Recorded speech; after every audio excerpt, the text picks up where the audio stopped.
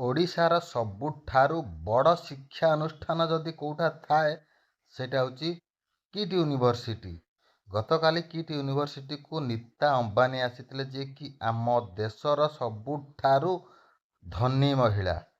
ସତ କଥା, କିଟ୍ ତା'ର ଶିକ୍ଷାନୁଷ୍ଠାନ ପାଇଁ ସାରା ବିଶ୍ୱରେ ଆଜିକା ଡେଟ୍ରେ ପରିଚିତ। କିନ୍ତୁ ଚିନ୍ତା କରନ୍ତୁ, ନୀତା ଅମ୍ବାନୀ ଯିଏକି ଆମ ଭାରତର ନମ୍ବର 1 ଧନୀ, ସିଏ ଅନୁଷ୍ଠାନକୁ ଆସିବାଟା ଗୋଟେ ମୁଖ୍ୟ ଅତିଥି ଭାବରେ ଏବଂ ନିଜର ଯେଉଁ ଗୌରବ ବିଷୟରେ ସମସ୍ତଙ୍କୁ ଜଣାଇବା ଏବଂ ପିଲାମାନଙ୍କୁ ଭଲ ଶିକ୍ଷା ଦେବା, ଏଇଟା ହେଉଛି ଗୋଟେ କିଟ୍ ପାଇଁ ଗୋଟେ ବହୁତ ବଡ଼ ଗର୍ବ ଆଉ ଗୌରବର ବିଷୟ। ଖାଲି କିଟ୍ ପାଇଁ ନୁହଁ, ଆମ ଓଡ଼ିଶା ପାଇଁ।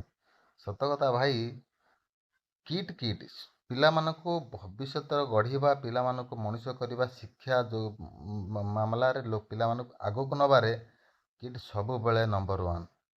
ସତ କଥା, ତା'ର ଏସବୁ କାର୍ଯ୍ୟ ପାଇଁ ସେ ସାରା ବିଶ୍ୱରେ ଆଜିକା ଡେଟ୍ରେ ପରିଚିତ। ଆଉ କିଟ୍ କୌଣସି ନା କୌଣସି ବାଟରେ ଆମ ଓଡ଼ିଶା ପାଇଁ ଗର୍ବ ଆଉ ଗୌରବ। ଜୟ ଜଗନ୍ନାଥ।